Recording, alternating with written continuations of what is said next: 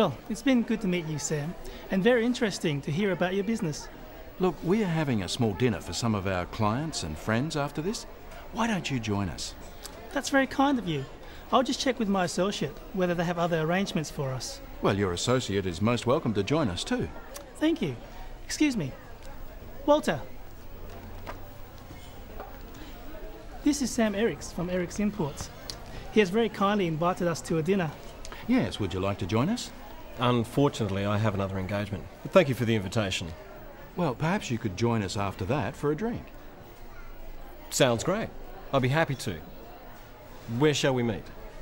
How about the lounge bar here at about 10? I'll see you then. Excuse me. Lynn, Victor's joining us for dinner. Oh, wonderful. I hope you don't mind. Of course not. You're most welcome. Well, shall we make a move? Would you mind if I just say goodbye to a few people? No problem. We'll see you outside in a few minutes. Okay.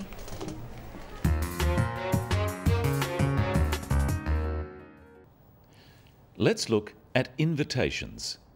How do you go about inviting someone to something? How does Sam invite Victor to his dinner? Look, we are having a small dinner for some of our clients and friends after this. Why don't you join us? Spoken invitations in this kind of situation are semi-formal. It's more like a suggestion than a formal invitation.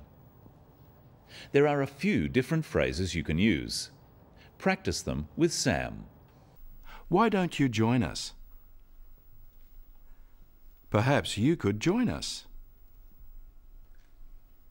It would be great if you could join us. Would you like to join us? Notice that even though "it would be great if you could join us" is not in a question form, it is still being used as a question. Notice also how we use could and would in polite invitations, not can or will. How does Victor reply? That's very kind of you. He says, "That's very kind of you." When replying to an invitation, first thank the other person for the invitation, then give your answer. Here's Victor with some different ways of doing this. Thank you. That's very kind of you. That sounds good. And you can put them all together like this. Thank you. That's very kind of you. Sounds good. After thanking the person who asked, you need to give an answer. Either accept the invitation, or don't accept the invitation, or give a reason why you can't answer. What does Victor do? That's very kind of you. I'll just check with my associate whether they have other arrangements for us. Victor says he has to check with someone else. If there are other arrangements, Victor would make an excuse. When refusing an invitation, you should give a reason. Look at this. Would you like to join us? No, thanks. Oh, right. It's rude just to say no without a reason. And the reason should be a good one. Look again. Would you like to join us? No, thanks. It doesn't sound very interesting. Oh. Sam would rightly be offended by that reply.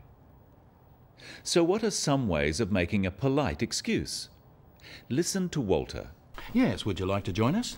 Unfortunately, I have another engagement, but thank you for the invitation. Walter doesn't need to say what his other engagement or appointment is, just that he has already made another commitment. Notice that he still thanks Sam for the invitation. Practice with Walter some other ways of making an excuse. Unfortunately, I have another engagement. I'm afraid I have another commitment. I can't, I'm sorry. Perhaps another time. By saying perhaps another time, Walter is being polite and friendly, rather than just declining the invitation. Notice that he says, "I can't." This implies that he has another commitment, without having to say what that commitment is. This is acceptable in business. Sam and Walter make another arrangement. Watch how they do this. Well, perhaps you could join us after that for a drink. Sounds great. I'll be happy to. Where shall we meet? How about the lounge bar here at about 10? I'll see you then. Sam says, perhaps you could join us after that for a drink. By saying perhaps, he is leaving the invitation open. Walter is under no pressure to accept. Practice these phrases using perhaps with Sam. Perhaps you'd like to join us later. Perhaps you'd be interested in meeting us for breakfast. Perhaps we could meet later in the week. Notice that Sam says you'd. Perhaps you'd like to join us later. You'd is short for you would. Walter accepts and they make the arrangement. Notice the slightly less formal way Walter accepts. Sounds great. I'll be happy to. Where shall we meet? You can use these simple phrases to accept an invitation. Practice them.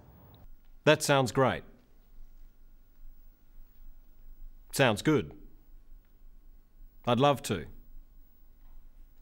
I'd be happy to. Walter says, where shall we meet? You can use shall or will, but shall we is a common usage in questions simply because it is easier to say than will we. Shall is also used when asking for or making suggestions. Let's look at how Sam makes the arrangement. How about the lounge bar here at about 10? I'll see you then. By asking where shall we meet, Walter is leaving the details of the arrangement up to Sam. Sam gives a place and a time, but because this is an informal meeting, he doesn't make it sound like an appointment. He says, how about the lounge bar? How about invites the other person to say if it is not convenient. And he says, at about 10, as a question. This also leaves room for the other person to suggest a different time. Practice these two phrases with Sam. Listen carefully to Sam's voice and whether he uses a rising or falling tone. How about the lounge bar here? About 10? Walter confirms the arrangement by saying, I'll see you then. This is now a definite commitment and an end to the arrangement. Notice how the stress is on the word then to confirm that the time is definite. Try saying this, I'll see you then. Let's have a look now at the end of the scene. There are some more useful phrases. Lynn, Victor's joining us for dinner. Oh, wonderful. I hope you don't mind. Of course not. You're most welcome. Well, shall we make a move? Would you mind if I just say goodbye to a few people? No problem. We'll see you outside in a few minutes. Okay. Victor says, I hope you don't mind. It's a polite way of asking for someone else's approval. But Lynn can't really say no since Victor is listening. But Lynn politely confirms the arrangement. Practice how she does this. Of course not. You're most welcome. What are the main points we've learned today? When inviting someone informally, make it sound like a suggestion. That way, if someone can't accept, they don't feel so bad. Why don't you join us? Instead of, I invite you to join us. And if you need to make an excuse, don't just refuse an invitation. Give a reason and apologize. I'm sorry, I have another commitment. When confirming details, use an upward inflection.